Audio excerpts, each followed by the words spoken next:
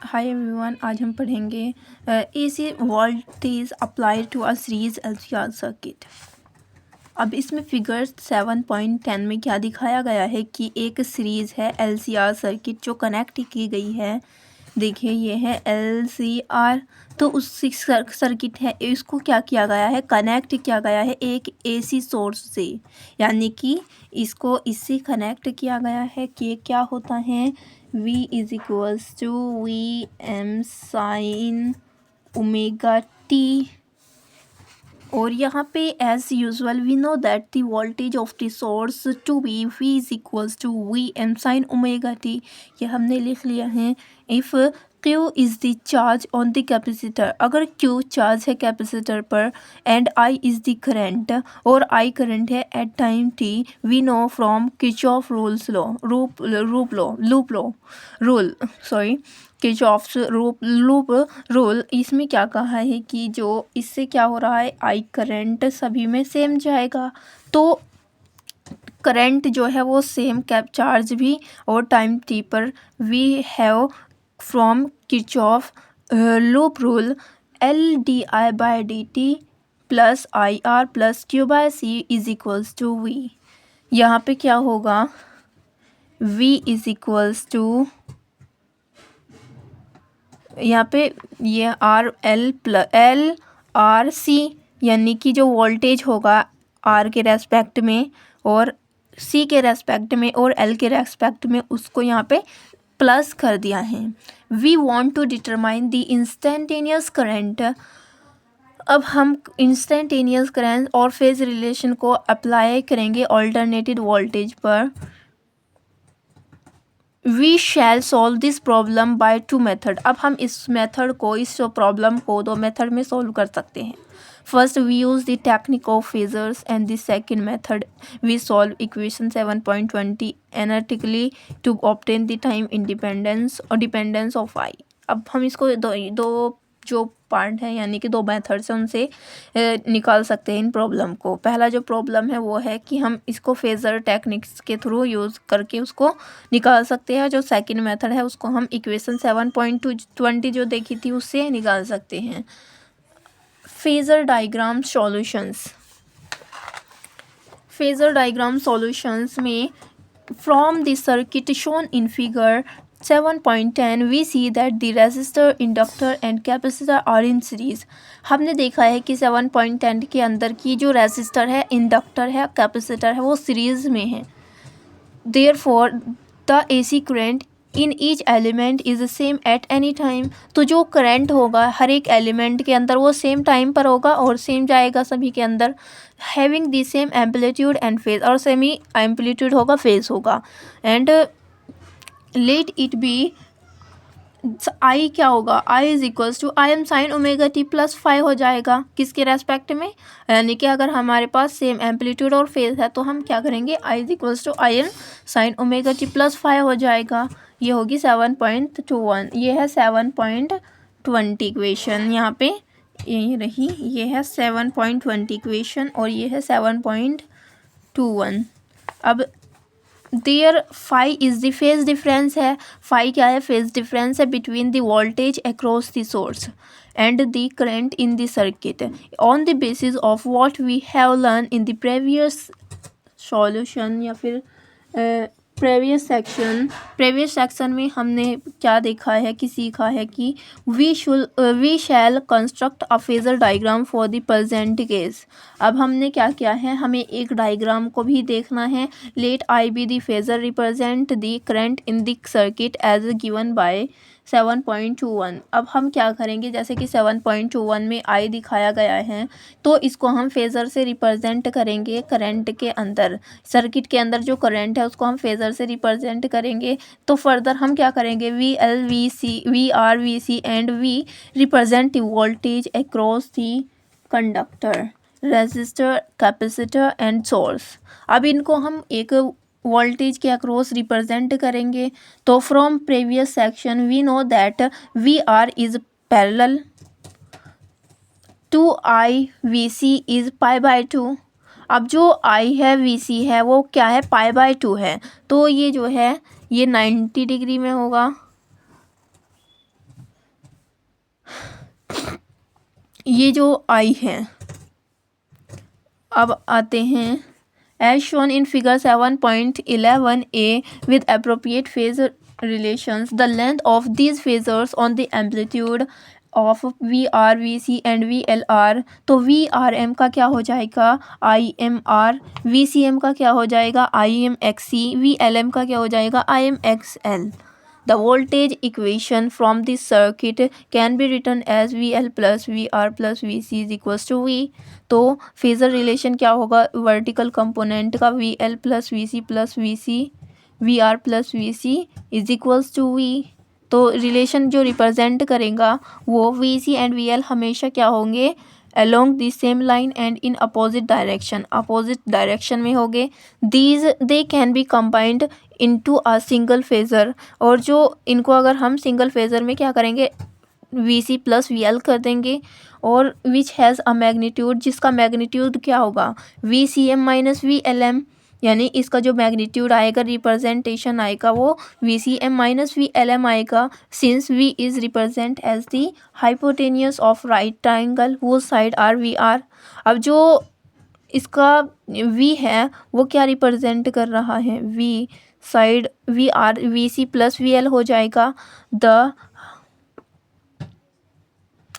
Pythagoras theorem से हम क्या कर निकालेंगे VM का square is equals to VRM का square plus VCM minus VLM का स्क्वायर. तो इसमें हमने VM निकालना है तो हम VM को हम निकाल देंगे IMR का स्क्वायर, VRM होगा IMR का स्क्वायर और VCM क्या होगा IMCXC और VIM क्या होगा XL. इनका स्क्वायर निकालेंगे तो हमारे पास आएगा IM equals to VM under root upon under root R का square plus XC minus XL का स्क्वायर. अब हम एनालॉजी के रेजिस्टेंस के in a circuit we introduce the independence impedance Z in AC circuit. तो IM is equals to VM by Z, यानी कि Z क्या है इम्पीडेंस है और Z क्या होता है R का अंडर रूट R का square plus XC minus XL का स्क्वायर. अब यहाँ पे ये दिया है कि ये क्या है I करंट है, ये VL करंट है, ये VC करंट है. इसको मैंने क्या किया है प्लस कर दिया है यहाँ पे. ये इसके परपेंडिकुलर है, ये VM, ये रहा VR वाला VRM और ये जो है ये वाला VM है. क्योंकि मैंने इसको एक नाम दे दिया, ये तो VR हो गया, इसके परपेंडिकुलर AU यहाँ पे V आएगा तो VM हो जाएगा और यहाँ से यहाँ तक की जो दूरी है VCM माइनस VLM हो जाएगा और इसका जो मैग्नीट्यूड होगा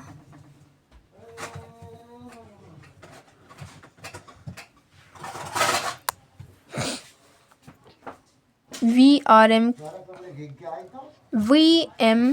परपेंडिकुलर, ये हो गया बेस, ये हो गया परपेंडिकुलर, ये वाला ये हो गया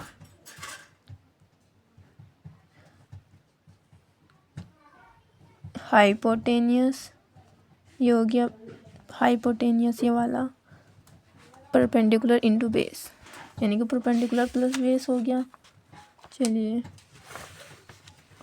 since phasor I is always parallel to phasor R, phasor जो I है वो हमेशा किसके परपेंडिकुलर होगी फेज़र VR के.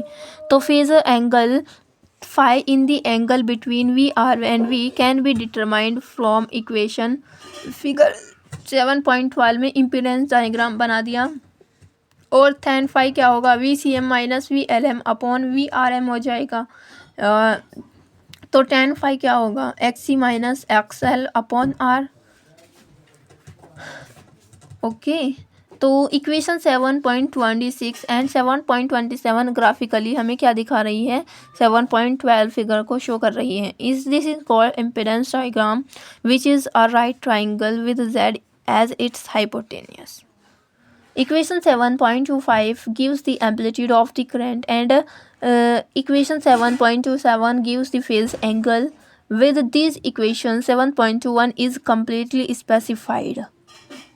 इफ़ XC ज़्यादा है XL से तो फाई क्या होगा, पॉजिटिव होगा, और जो कैपेसिटर होगा उसमें जो स्टेडी करंट होगा वोल्टेज के सोर्स, वोल्टेज क्या होगा, करंट क्या होगा, लीड्स टू द वोल्टेज होगा, और XC क्या है, कम है XL से तो फाई निगेटिव होगा, और जो करंट होगा सर्किट के अंदर वो लैग्स वोल्टेज होगा।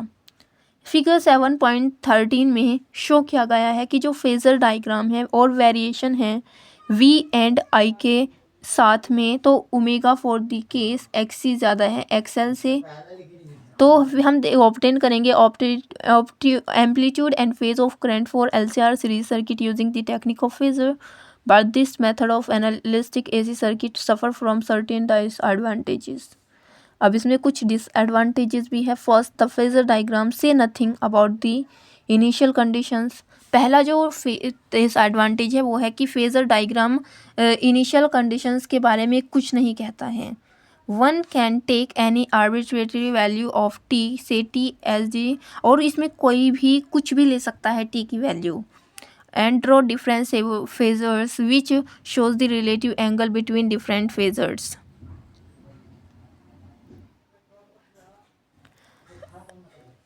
The solution is obtained is called the steady state solution.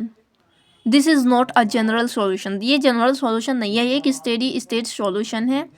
और additionally we do have a transient solution which exists even for V is equals to 0. The general solution is the sum of the transient solution and the steady current solution.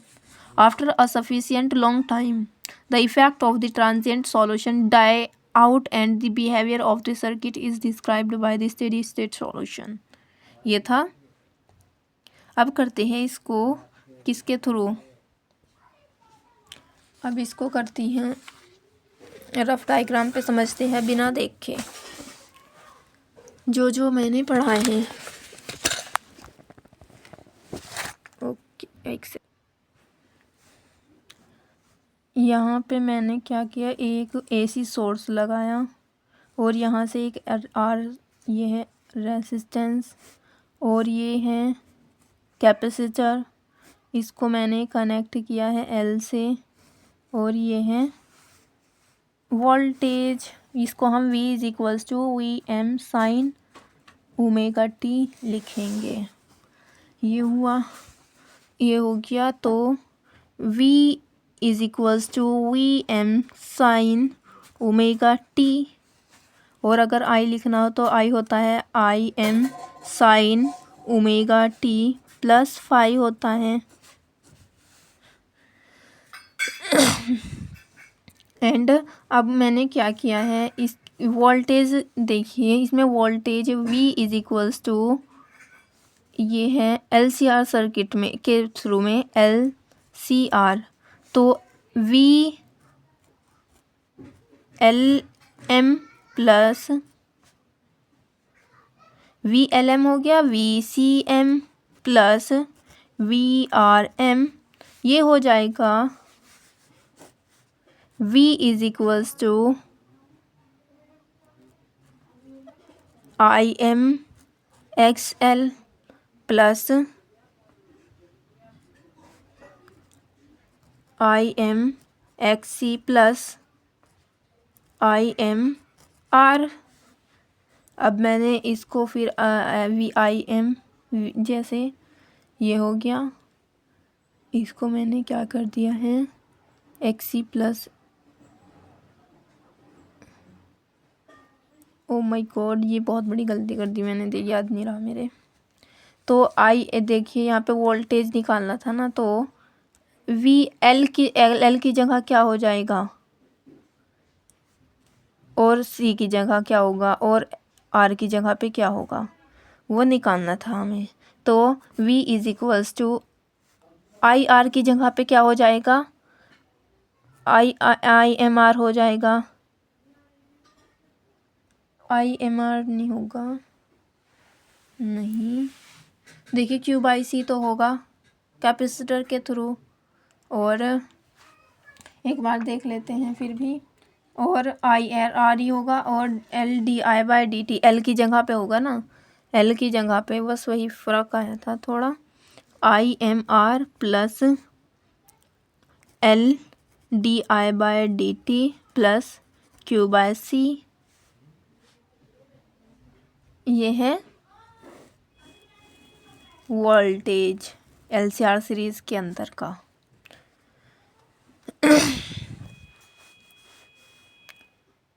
इसको समझते हैं। अब ये तो हमने कर लिया है।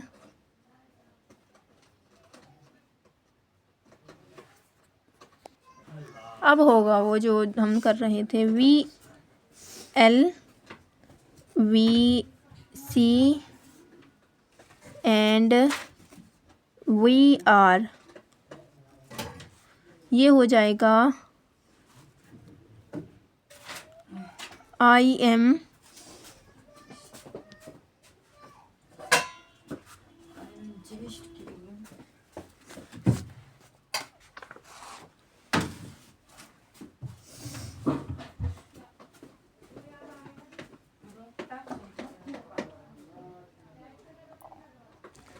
इसमें क्या निकालना है हमें, चलिए सबसे पहले V C I V L का निकालते हैं। वी एल का हो जाएगा आई एम एक्स एल, और वी सी का होगा I M X C, V R का होगा आई एम आर, है ना।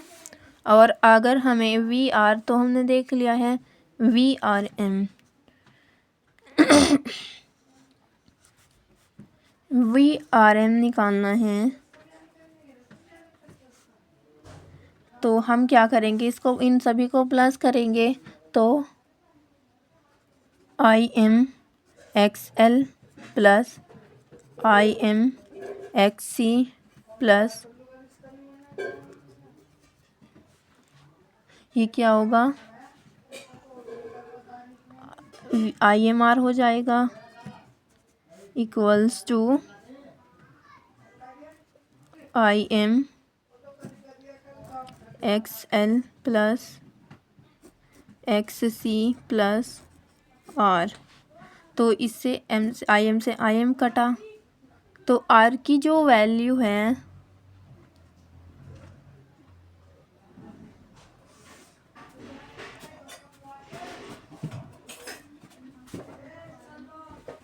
नहीं, ये समझ नहीं आया अभी। इस सभी को क्या करना है, सिर्फ हमें ये लिखना है, सिर्फ यहाँ पे ये लिख लिया हमने। एंड अब क्या करेंगे, वी एल होता है plus V R plus V C equals to V होगा। अब हमने क्या किया है, V M equals to V M हो गया। वी एम पहले एक डायग्राम बनाना होगा हमें, और हम पहले इसको बनाएंगे, ये जो वोल्टेज है। तो यहाँ पे जो ये वोल्टेज होगा, एक इसके ऐसे होगा 90 डिग्री पे, और एक पीछे होगा। अब समझते हैं कौन सा कैसे होगा। और यहाँ से एक वी वोल्टेज है, और यहाँ से यहाँ तक की जो दूरी है वो है V C M minus V L M, और यहाँ से यहाँ तक का जो सफ़र है ये वाला, ये है V L M plus V, यहाँ पे यही सारा V C plus V L हो जाएगा। यहाँ पे V C plus V L है ना।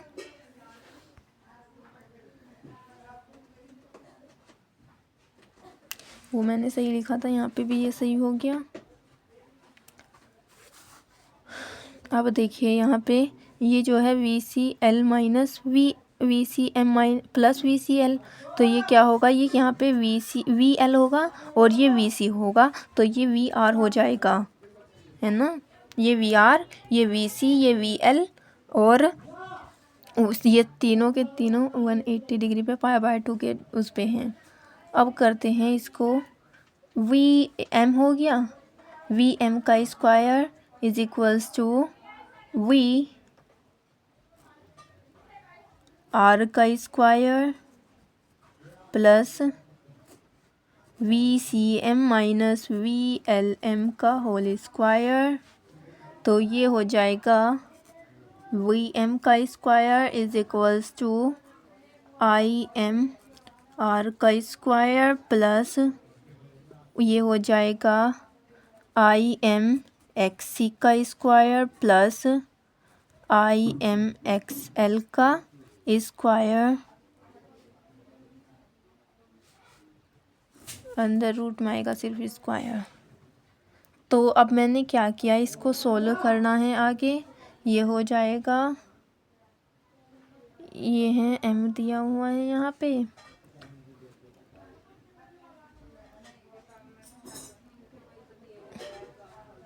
ये माइनस है सिर्फ x C minus X L का, ये हो जाएगा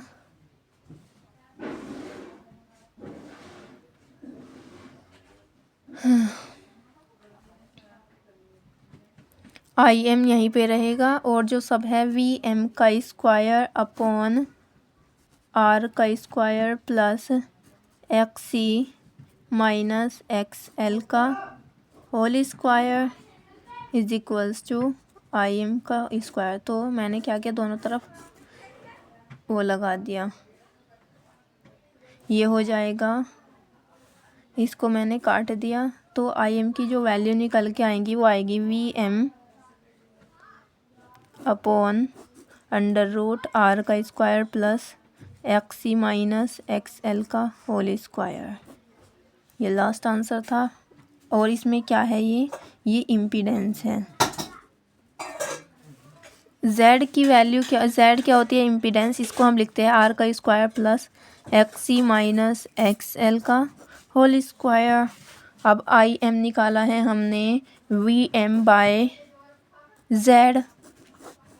अब इसको हम आगे सॉल्व करेंगे तो वी एम क्या होगा, वी एम बाय किसके थ्रू, इम्पीडेंस डायग्राम बनाने के बाद tan फाई होगा, tan फाई।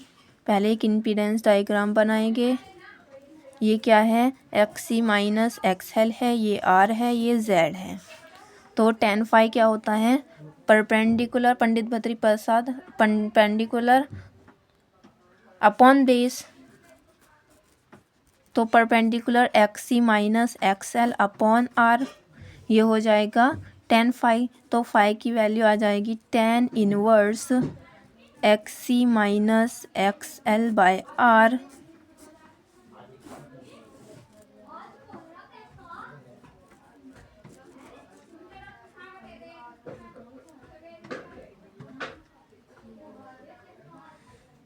ये हुआ फाई की वैल्यू।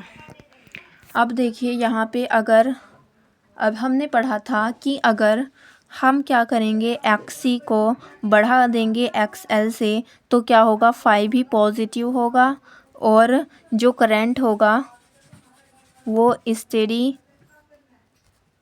वोल्टेज यानी कि बढ़ेगा, पहले कांस्टेंट जैसे। और अभी इसका डायग्राम भी बनाऊंगी, एक्स सी कम है एक्स एल से तो पॉजिटिव निगेटिव हो जाएगा और करंट क्या करेगा, लैग्स टू वोल्टेज।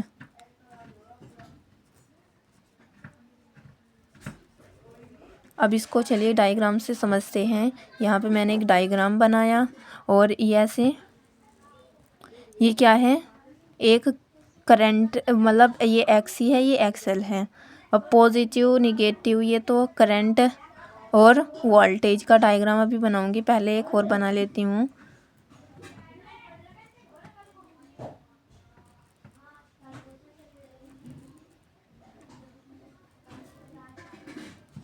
अब यहाँ पे देखिए, जो ये मैंने डायग्राम बनाया है तो इसमें ये जो करंट है ना, यहाँ पे ये पहले ही पॉजिटिव हो गया, यानी कि पहले ही कांस्टेंट हो गया, ये है करंट। और ये है वोल्टेज, यानी कि बाद में जाके हुआ है। तो इसमें अगर एक्स एल, एक्स सी बड़ा है एक्स एल से तो ऐसे बनेगा। और अगर यहाँ पे देखिए, अगर क्या हुआ है, ये है आई करंट और यहाँ पे एक और है,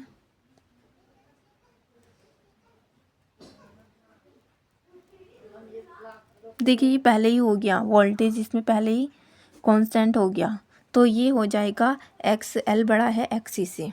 ये थोड़ा मैंने वैसे बनाया है बट समझ में आया है मेरे, तो मैंने इसको बना दिया है। अब इसके कुछ क्या होते हैं, ये तो मैंने कर लिया है। और अगर एक्स सी इक्वल है एक्स एल के तो रेजोनेंस आ जाएगा, यानी कि x C minus X L क्या हो जाएगा, ज़ीरो, तो ये आ जाएगा रेजोनेंस। इसके क्या है, ये कुछ डिसएडवांटेजेस है। पहला जो है वो है कि जो इनिशियल कंडीशन होगी वो फेज़र डायग्राम के बारे में कुछ नहीं बोलेगी, और इसमें जो आर्बिट्रेरी वैल्यू होगी टी की वो हम कुछ भी ले सकते हैं, और फेज़र डिफरेंस है वो हमें relative angle between different phasors show करेगा। ये था। अब समझते हैं, रेजोनेंस पढ़ते हैं। Resonance, an interesting characteristic of a series LCR circuit is the phenomena of resonance। अब कुछ इंटरेस्टिंग करैक्टरिस्टिक्स होती है सीरीज एलसीआर सर्किट के अंदर, जिस phenomena of resonance. The phenomenon of resonance is common among system that have a tendency to oscillate at a particular frequency. जो phenomena होगा resonance का वो कॉमन होगा किस सिस्टम के अंदर, जो उसके अंदर क्या होगी, टेंडेंसी क्या करने की होगी, ऑक्सीलरेट करने की होगी। जैसे कि झूला हुआ, अब हम उस पर झूलेंगे तो वो ऐसे मतलब जैसे उसके पास क्या होगी, ये है झूला। मैं चलिए यहाँ पे पेंसिल से बनाऊंगी तो बेटर रहेगा, ताकि कोई, यहाँ पे मैंने एक झूला बनाया है। अभी रुक जाइए, इसको ऐसे, यहाँ पे एक बच्चा है लटका दिया, और फिर मैंने इसको ऐसे, वो झूल रहा है ऐसे और ऐसे, तो इसमें क्या कर रहा है कि वो नेचुरली ऑक्सीलरेट कर रहा है, नेचुरली फ्रीक्वेंसी है उसके पास सिस्टम की वो ऑक्सीलरेट करने की, तो फ्रीक्वेंसी जो है वो इधर से उधर झूल रहा है, तो खुद ही नेचुरल फ्रीक्वेंसी है, जिससे वो उसके पास क्या है, एक ऑक्सीलरेट करने की पार्टिकुलर फ्रीक्वेंसी है, जिस फ्रीक्वेंसी को हम सिस्टम्स नेचुरल फ्रीक्वेंसी बोलते हैं। If such a system is driven by an energy source at a frequency that is near the natural frequency. अगर कुछ सिस्टम्स में क्या होती है, energy source frequency natural frequency के नियर ही होती है, the amplitude of oscillation is found to be large, तो उसमें क्या होगा, जो एम्पलीट्यूड होगी ऑक्सीलरेशन की वो लार्ज होगी। A familiar example of this phenomena is a child on a swing. एक फैमिलियर जो एग्जाम्पल है इस फेनोमेना का वो है एक बच्चा, जो मैंने बताया है झूले पर झूल रहा है, वो इसका एक एग्जाम्पल भी बता दिया मैंने already. The swing has a natural frequency for swinging back and fourth like a pendulum. अब जो वो झूला है वो नेचुरल फ्रीक्वेंसी है उसके पास झूलने की, और वो ऐसे पेंडुलम की तरह घूम रहा है।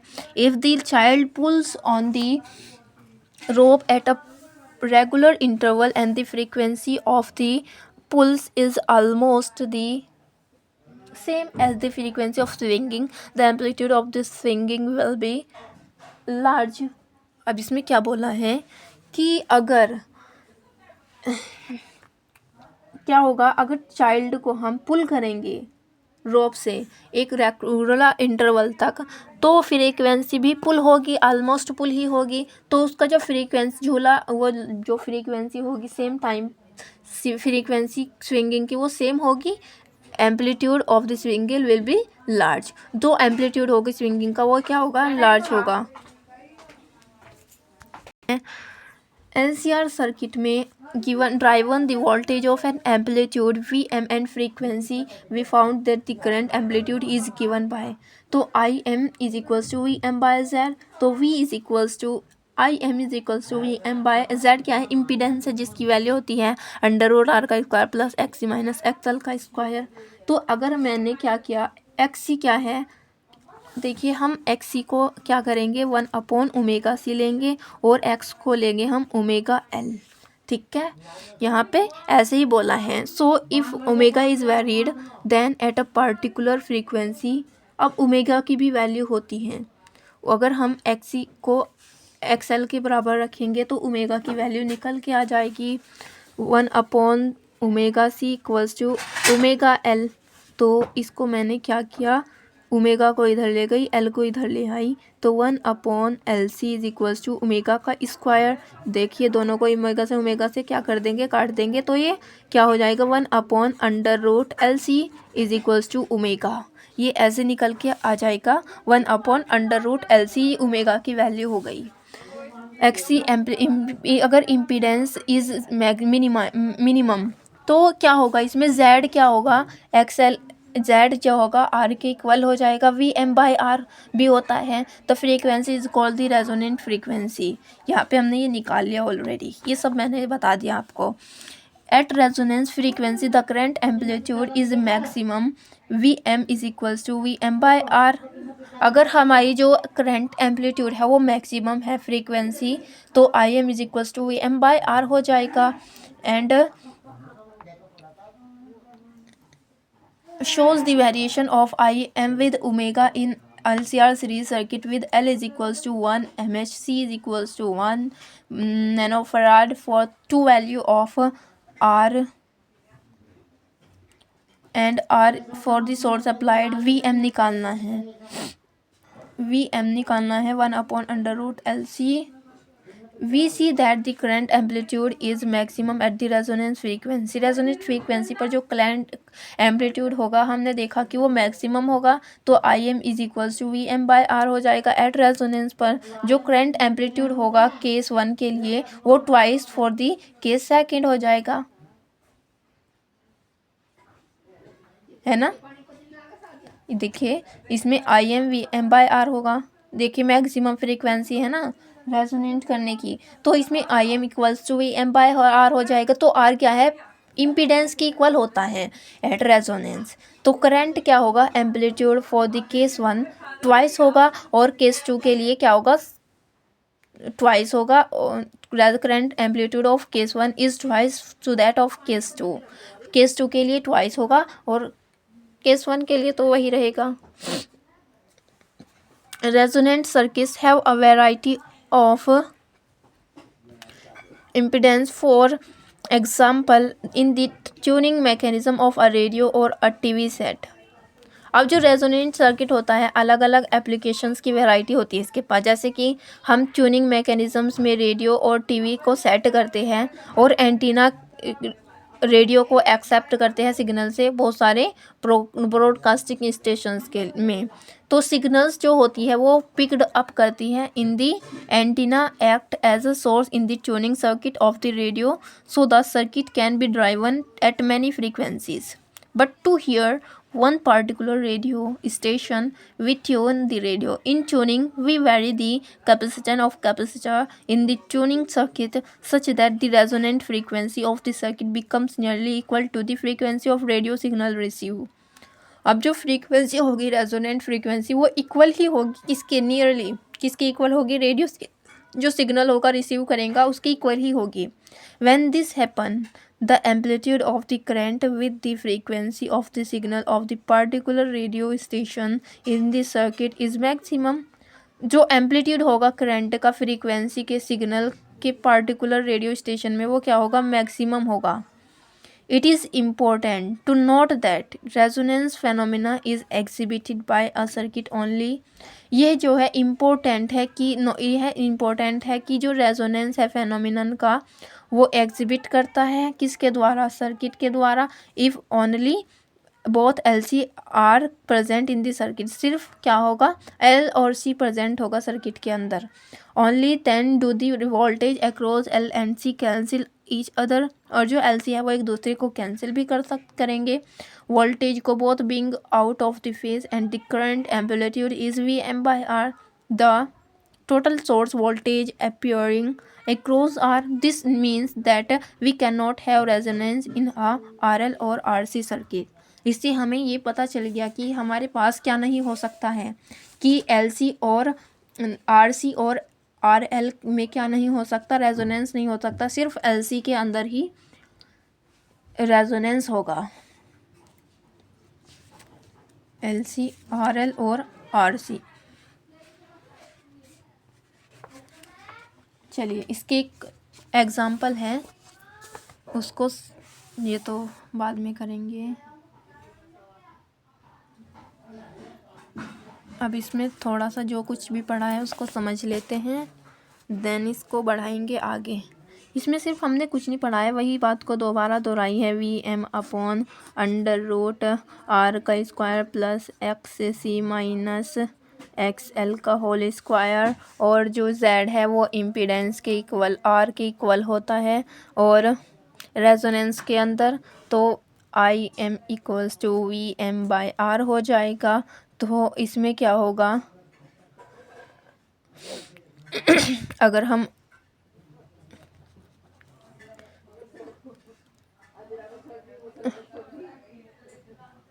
बस इसी से हम ऐसे ही सॉल्व कर लेंगे। और वी आर क्या होता है is equals to I R होगा, और वी सी क्या होगा, आई एक्स सी हो जाएगा।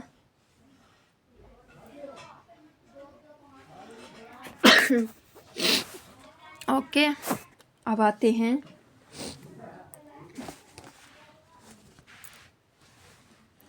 Power in AC circuit, the power factor. Power in AC circuit में जो पावर फैक्टर होगा वो देखते हैं। We see that the voltage V is equals to Vm sin omega t applied to a series LCR circuit drive a current in this circuit given by I is equals to Im sin omega t plus phi, where I is equals to I Vm by Z होगा, तो phi क्या होगा, 10 minus 1 XC minus XL by R, ये हमने already पढ़ा हुआ है। There is the instantaneous power supplied, the source is P is equals to V I होगा। पावर जो सोर्स होगा, पावर इंस्टेंटेनियस पावर क्या होगी, V बाई आई होगा। तो V कितना होगा, V M sine omega T, I कितना होगा, I M sine omega T plus phi. अब जो साइन ओमेगा टी होता है, अब मैंने क्या किया है, V M I M upon root V M I M, इसको V M I M upon two cos phi minus cos two omega T plus five होगा। एंड एवरेज पावर जो होगी ओवर अ साइकिल, वो average of the two term in the R H S, it only the second term which is time dependent, average is zero, the positive half of the cosine cancel the negative half, therefore P क्या होगा, we